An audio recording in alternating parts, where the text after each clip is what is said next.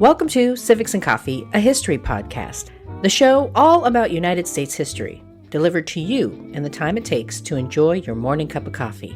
I'm your host, Alicia, a historian trained in United States history with a passion for telling both the known and unknown parts of America's past. So grab your coffee and get ready for some bite-sized history.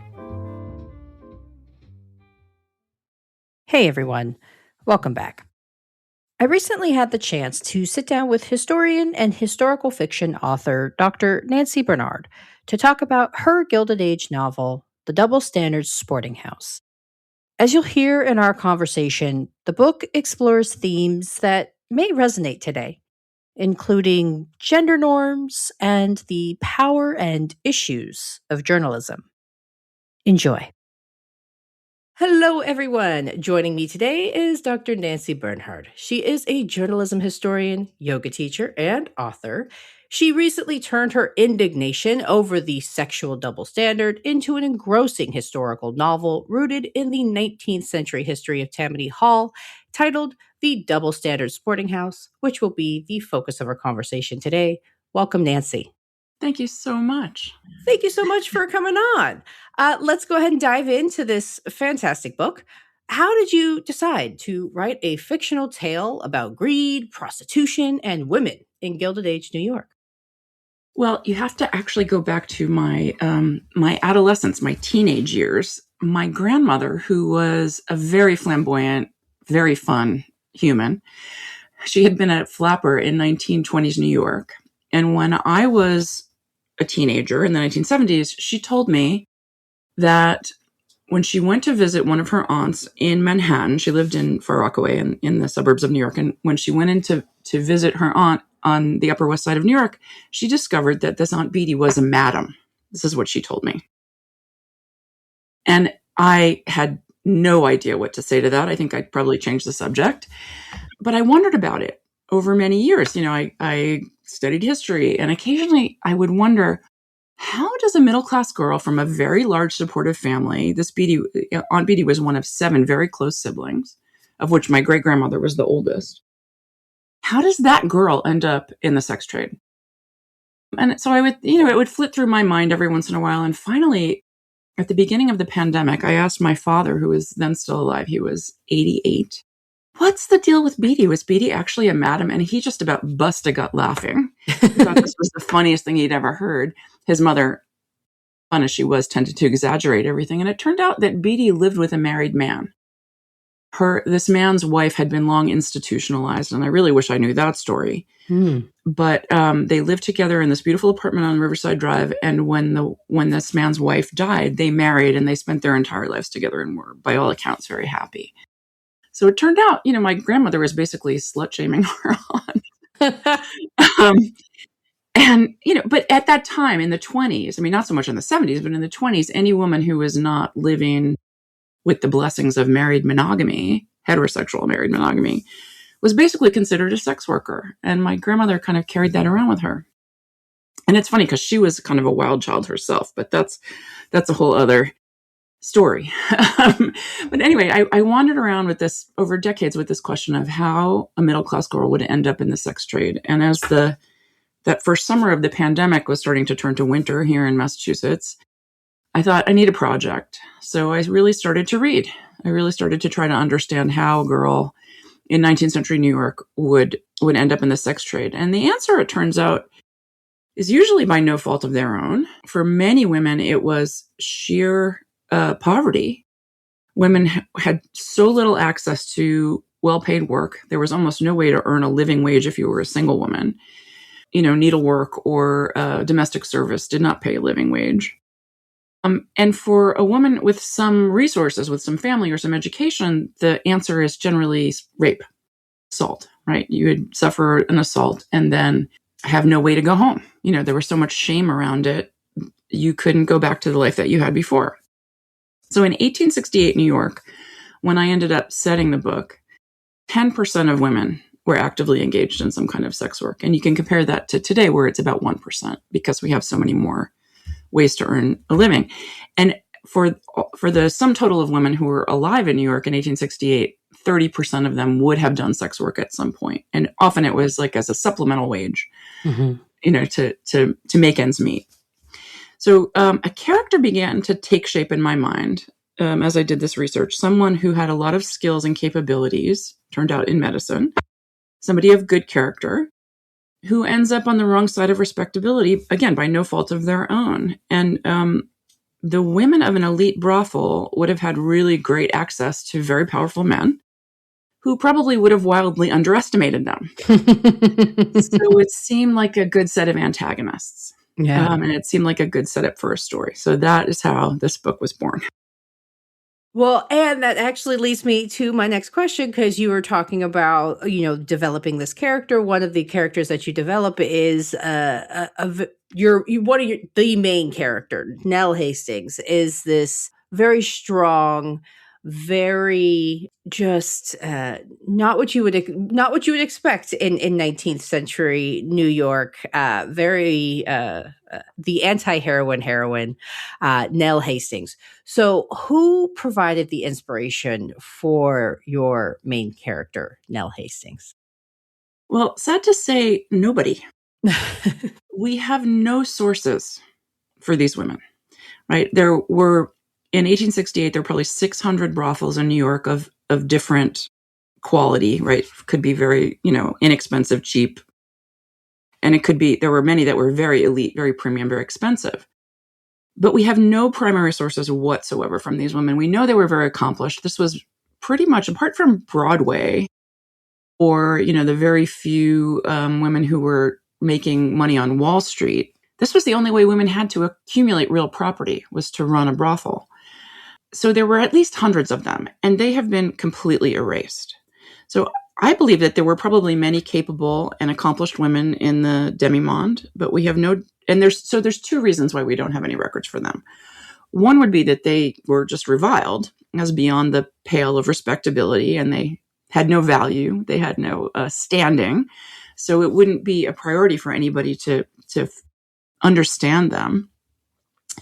But also they had every incentive not to call attention to themselves, right? The secrecy protected them, certainly from police, from investigation, from predators, from all kinds of things. So they would have gone out of their way. And this is one of the main tools that Doc uses in the book to her advantages, is these women are unseen. There are indirect sources about these women, but they're very flawed because they're almost all from men, right? There were public health doctors who were working hard to eradicate syphilis. Did they look at the patrons of sex workers? No, they only looked at the sex workers, right? There were religious reformers who found these women evil or contemptible or fallen or whatever version of that they thought. And then, sort of most interestingly, there are literally commercial guides to the sex workers of New York, these gentlemen's guides to nightlife, where there'd just be page after page after page of listings of brothels and descriptions of the charms of what they called the inmates. So so we know something about these people, but nothing from their point of view. There are some memoirs that come from the West. There are many more memoirs that come from Europe, because this was an accepted part of what how the nobility operated. But on the East Coast of New York, in New York, on the East Coast of the U.S., Philadelphia, Boston, Washington, we have no primary sources. So Doc, I think I could make a case that there could have been women like her. She's a little bit of a fantasy, for sure, but plausible. Yeah, definitely plausible. Yeah. Well, and Hastings is, a madam, but she's also got some medical training. So can you talk about what the medical field looked like for women during this era? What options were available to them if they wanted to pursue this work, and how did this kind of evolve over this time period? Right. So just to be clear, the Doc runs the house. She runs this brothel in order to fund her free clinic. Mm-hmm. She's a medical practitioner, uncredentialed. And this was a big period of transition in the field. There were many different kinds of practitioners, and women's health, you think it's bad now. It's plenty bad now. Way worse even then. There were legions of traditional healers and midwives who were trained by their mentors. And Doc's mother was a midwife, but she died young. And especially for rural women and poor, and the rural population was a bigger percentage of the population than it is now. And for poor women, these traditional healers would have been who would have seen to the needs of women's health. The historical novel Frozen River does a great job of portraying this a little bit earlier, based on actual diaries of a midwife in Maine in the 18th century, Midwife's Tale. It's great if people are interested in that. It's a wonderful rendition of that. So this is very organic, just a system of training that evolves. Somebody would ask to be trained or be identified as having some talent, and that's how that would go. At the same time, there began to be eclectic colleges of medicine for women, and eclectic medicine, probably the closest thing now we would say would be homeopathy. It's herbal. There were a couple different reasons why these arose. One is that medicine itself was pretty brutal at that time, right? They're using mercury to treat syphilis. Some practitioners were still bleeding people, leeches. And so there was an ideological reason to just do herbs, but also the reasons of propriety around women practitioners. They didn't put their hands on anybody. There was no nakedness, right? There was no physical interaction between the practitioner and the patient. So herbal medicine was one way that women became doctors. There was also schools of nursing. There was a huge growth of nursing inspired by Florence Nightingale in the Civil War. But mostly that looked like hygiene and just care for people rather than actually the practice of medicine. Now, the first women had been admitted to what we consider traditional or regular medical schools about 20 years before this. Elizabeth Blackwell famously earned a degree in 1849. But 20 years later, you could still pretty much count them one by one on your fingers. Elizabeth Blackwell in particular was not interested in treating poor women, or certainly not interested in treating sex workers, because she was trying to make the field safe for women. And by that, I mean completely divorced from sexuality, right? Yeah. Any hint of sexuality was going to torpedo her enterprise. So, and even for the hospitals that would treat sex workers, they often required testimony on the part of some prominent man in the community that this person was worthy of care. I mean, it was really kind of astonishing how badly people were treated when they needed help. And this medicine was not very advanced by our standards. Germ theory was not accepted. It was often very brutal, and the male doctors who dominated, say, the women's hospitals in the major cities experimented on women freely, and had experimented on slaves for sure in the South. So lots of different fronts and sources of conflict within the profession. And this was the beginning of the period where it began to professionalize. So by the turn of the century, you start to have real licensure in medicine. But at this point, it was kind of the Wild West. Yeah. Well, one of the things that I particularly loved about this book is that it kind of touches on all of the things that you know about the Gilded Age, right? You've got these women kind of discovering themselves. It's the era of the new women. She's emerging in this period. You have political corruption, and then you also have the showcasing of journalism. So this story really showcases journalism. So can you talk about how powerful was the media during this era? Yeah. Well, New York City was a bit of a special case at this time. And there were many solid daily newspapers, the Herald, the Tribune, the Sun, the Times, the Evening Post. And this was a period that actually has a lot in common with our press now, which is it was before the ideology of objectivity took over. When the wire services came in, that spawned this idea that information was sort of neutral, and they could sell information to all these different papers of political leanings. But at that time, everybody had their sort of niche paper, kind of the way the internet and cable television and all that has splintered the audience now. But the papers were very influential if they cared to be. And I should also say there were a lot of sort of tabloid equivalents or People magazine equivalents, or, the National Police Gazette was very famous, which figures a little bit in the story, right? These were, the true crime outlets of their day, and probably lots more people read them than admitted they read them. So the press was very influential if it cared to be, but mostly when it came to Tammany Hall and this political machine that came to power, just as the book has said. I mean, it had been in power. It came to its fullest power, I should say, with the Tweed Ring in 1868. There was very little countervailing power to Tammany Hall. They had basically bought the courts, they had bought the legislature, they bought the police, and they also literally bought much of the press. They just would pay off journalists to look the other way and not cover the immense, pervasive corruption that was going on.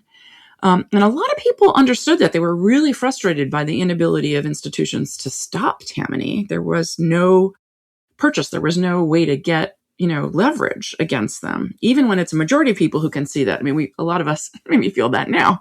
There's tremendous opposition to the prevailing power, but very little leverage to hold them accountable. Probably the most sustained attacks, certainly the most famous attacks against Tammany, came from a cartoonist, Thomas Nast in Harper's. And everybody who's taken high school history in the last 100 years has probably seen the reprints of the Tweed comics in their textbooks. But then a real milestone in the history of investigative journalism took place about 3 years after the events of this book, 1871. Somebody inside Tammany Hall got really mad, got pissed off at Tweed, and he had receipts, he had papers, and he took them to the New York Times. And that set of revelations enabled the first indictments of Tammany for corruption. It was around the construction of the New York courthouse. And that also kicked off the Times' legacy of investigative work and the whole kind of field of investigative journalism as a countervailing power to corrupt politicians. So yeah, I love journalism, love history of journalism. And how does this story kind of expose the hypocrisy of gender norms during the late 19th century? Well, I guess the thing that I always come back to is that women's exclusion from work, except for menial work, leaving them so few other choices, is really the root of everything about gender and the ways it played out. That just foreclosing of being able to support oneself. And then, I mean, the assumption is that a woman will marry and that her economic needs will be taken care of by her husband. But that's a very risky proposition for a woman, right? You don't know if your husband's going to be able to provide. You don't know if he's going to be kind. You're totally dependent on him. It's always a crapshoot. So women are left carrying all the responsibility, all the work of reproduction, right? Women have all the work around sex and reproduction and all the shame about sex and reproduction. And also suffer incredible, like now, sexual assault is 1 in 4 women, like full-blown sexual assault.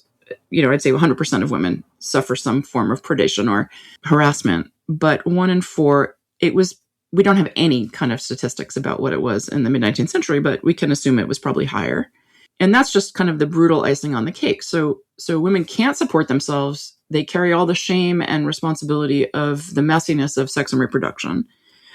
And then the one of the big transitions that's happening at this time is we have the creation of a class of commercial workers, especially in New York. So men are coming from small towns. They are living independently for the first time. There's this class of clerks and salesmen and people who are in the burgeoning manufacturing industries living away from home for the first time, right? So they need someone to make their meals. They need somebody to make the home where they're going to stay. So there's this enormous boarding house industry that rises up to fulfill that need. And then they need entertainment. They need something to do in the evening. So there's this wonderful institution in New York called concert saloons, right? It's like a bar, but also theater and any number of different kinds of acts, from minstrel acts to music to skits to all kinds of things would be happening. And the people who are serving the drinks and the food are called waiter girls, some large proportion of them being prostitutes, but not all of them. They're paid by the drink that they sell. So you can imagine what the culture in these institutions was like. And so here's this class of young men away from home for the first time with disposable income, and hundreds of thousands of young women who have no way to make a living. So this creates a class of sex workers, right? Sometimes sex workers, full-time sex workers at every level. So this creation of this class of commercial men creates the demand and this class of sex workers. And then you also have, an exacerbation, I would say, of the bifurcation of women into two types, right? You have respectable women who are suitable to marry, and then you have all these other women. And it's a commercial thing that happens. So, being a wife wasn't always a big picnic either. It's incredibly constrained and restricted, and you're so dependent. So all of this hypocrisy around gender, I would say, arises because of men pursuing their own wealth and pleasure, right? Their men's prerogatives get reified into this way of seeing gender. Definitely. Well, and as I mentioned in the introduction, you are a professionally trained historian, but this is a historical fiction. So I'm wondering, as a professional historian, how does the research and writing process kind of differ when you are preparing historical fiction versus trying to, just write a nonfiction book? Yeah. Interesting question. So in addition to researching as a historian does, we try to understand what the sources we have are and how well and in whose interest those sources represent the past, right? So that's always going on. I also read to feed my imagination, right? I want to know how it looked. I want to know what it was like to stand in that world and how people understood their choices. So sometimes I have very specific questions, like, what's the standard of care for syphilis? What show did Lydia Thompson and the Blonde Belles of Burlesque do after Ixion? Right? If you're a poor woman needing medical care, where would you go? So very specific questions. And then, of course, I'm also reading for story, for things that are going to help me create the story. So in this case, it was a half sentence in a book that gave me Tammany. Like I didn't go into the research thinking that I was going to work on Tammany. But there was a very path-breaking book on the history of the sex trade written by the historian Marilyn Woodhill. I think it's called Their Sisters' Keepers. Came out, 30 years ago or something. And there was a half sentence in that book that I will actually quote to you. It's part of a sentence. It says, the 1870s, when the city's political machine gained control of the trade, thus ending a brief but unique era when prostitution was managed predominantly by females. Mm. So I thought, so the 1860s is kind of the culmination of the time where women are actually running this industry, and they would have accrued the most power through it. And then, so once I understood you talking about Tammany and I started reading about Tammany, I tried to find out from secondary sources, because this was still the lockdown, what this change looked like when Tammany took it over. I assumed it would be more trafficking, more pimping, more brutal treatment of women. But and had I been writing nonfiction, had I been writing history, I would have gone into the archives and tried to find documentation about what that looked like. But I felt like at that point, I knew enough to set the book in 1868 and understand what was going to come later. So I guess I would say my MO as an academic historian writing historical fiction is, if there is documentation about something, I'm going to respect it. I'm not going to mess with it. I included mention of a potter's field in the book that didn't actually exist for like 3 or 4 years until 3 or 4 years after the book was set, and it pained me. And a friend of mine was like, "It's okay. You can do that. It's all right." So I take advantage in tiny little ways, but certainly in the large things, I absolutely respect the historical record. And then once I feel like I really have an understanding of what's happening, or where there's a lack of sources, I feel free to make it up. Yeah.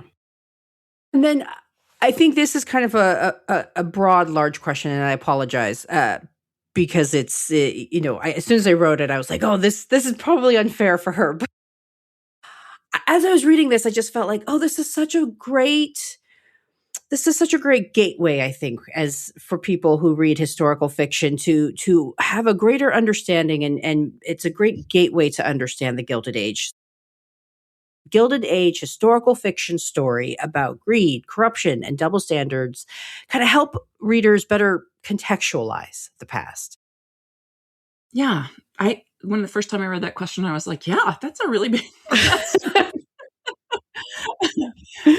But as I thought about it, I actually do have an answer to it, and it's a zoomed out kind of answer.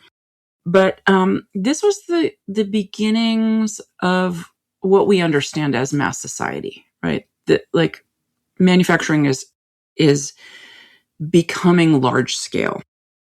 New York was built 2 blocks a year going north up the grid in the years after the Civil War.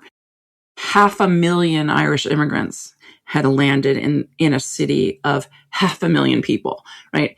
There was an explosion of growth and concentration of resources, and the society and the culture that grew up in that had a lot of pluses and a lot of minuses, right? It's like a for better or worse creation of urban mass culture.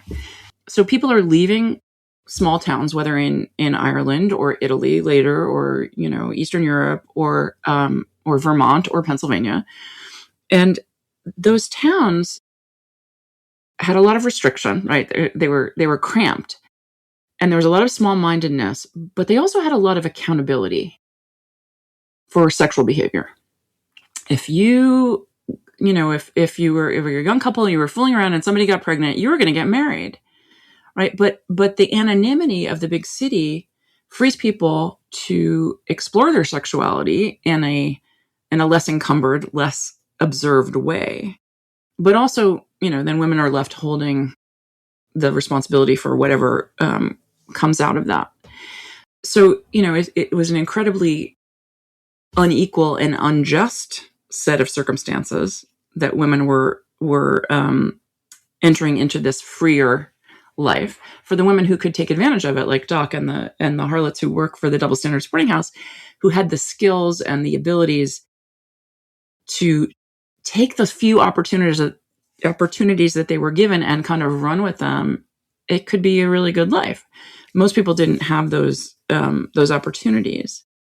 And so I guess I would say the story, it marks those gains and losses. And it also is a milestone in the creation of a society that we are still living in now, where we have a culture that enables and rewards predatory men. Right? Every day, the story is in the news. Every day, the same story is in the news. And I wasn't paying attention to Epstein when I conceived the book, but holy cow, it turns out to be timely. So yeah, the inequality coupled with freedom, set us up. Yep. Yeah. Well done. Well said. Well said. And I apologize because it was a big question. No, I think it's good. It's good. I'm glad you made me grapple with that. And what do you hope readers take away from your book? I was hoping that readers would see through patriarchy a little bit better. It's the water we swim in. And the degree to which you can see where it came from, we're never going to be able to pin that fully down, although very valiant historians are trying. So see patriarchy a little better, see the costs to all of humanity from the exclusion of half of humanity from most of human endeavor, right? Women are always excluded from the full scope of human endeavor. They're reduced to their reproductive function. They're blamed for carrying that function of reproduction. And it's the greatest, I believe it's the greatest squandering of human potential that in history. I mean, slavery is also equally terrible, I would say. But it's been more evident that slavery was this massive injustice. Not to say that we have done nearly enough to make up for it. But it's such a squandering of human potential. And so and the other thing I would say is I hope readers take away an appreciation for the kinds of things that women have been allowed to be good at, right? Compassion, healing, community, right? Women, these are things that women have been relegated to, but an elite sex worker makes a profession out of that, right? Like these unmoored men need companionship. They need caretaking, right? Sometimes these relationships are very tender and often led to marriage. I wish I knew what percentage of those relationships led to marriage, but it was not uncommon. So I would say if we could bring some value to the things that women have been allowed to do, some more value, to pay people well for, say, teaching or, caregiving, that would be great. And where should people go when they finish your book and they want to learn more about you and the work that you do? Well, I have a website that is my name, nancybernhard.com. I'm on most of the socials. I would say Instagram, my author page on Instagram is probably the most active. Yeah, I'm easy to find. And we'll put all that in the show notes for the episode. So we've tried to keep the story fairly, spoiler-free, other than to say, it's a fantastic Gilded Age story. There's some very strong women in there, so definitely be sure to pick it up. But is there anything that we haven't covered or touched on that you want to make sure future readers know before they pick it up? Well, I would say the book does deal with sexual assault. Right. And I'm very careful. It never happens in scene. It always happens secondhand and in the context of someone who has suffered it as an injury. Right. So there's nothing sensationalistic about it. It's always a medical problem or a psychological problem that people bring a lot of expertise to. And I would just say that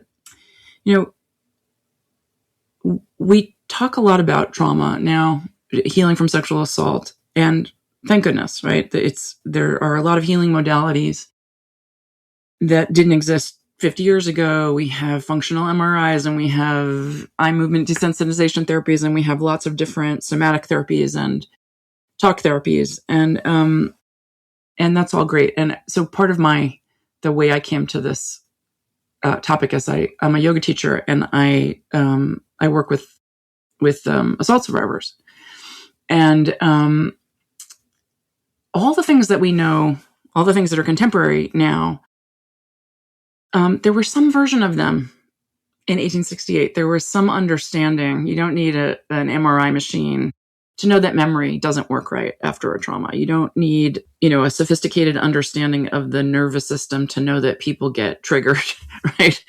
And there was a lot of work done with Civil War veterans, and so I was at pains to be not anachronistic. Doc becomes, by default, she becomes a pioneer in healing from sexual assault because she treats so many people who have suffered it. And that part of the book, I think, is to me really dear and fascinating. That without the standardization and standards of care that we have, people have been healing from this throughout history, and women have often been these caretakers and these deliverers of care for each other. And I hope that survivors can read the book comfortably and find something in it for themselves. So, to the listeners out there, be sure to pick up a copy of The Double Standard Sporting House. It is an immersive piece of historical fiction that will send you down more than one rabbit research hole. So, again, thank you, Nancy, for spending your time with me. Thank you so much. If you are interested in historical fiction from the Gilded Age and want to dive into a story about strong women pushing boundaries, then look for the Double Standard Sporting House wherever you get your books. And just a friendly reminder, you can always find the books I discuss with guests on my storefront through bookshop.org. Be sure to head on over to the website at www.civicsandcoffee.com for more information. Thanks, peeps. I'll see you next time. Thanks for sitting down with me as I explored this chapter of American history. If you liked what you heard, be sure to subscribe and share with your friends. I look forward to our next cup of coffee together.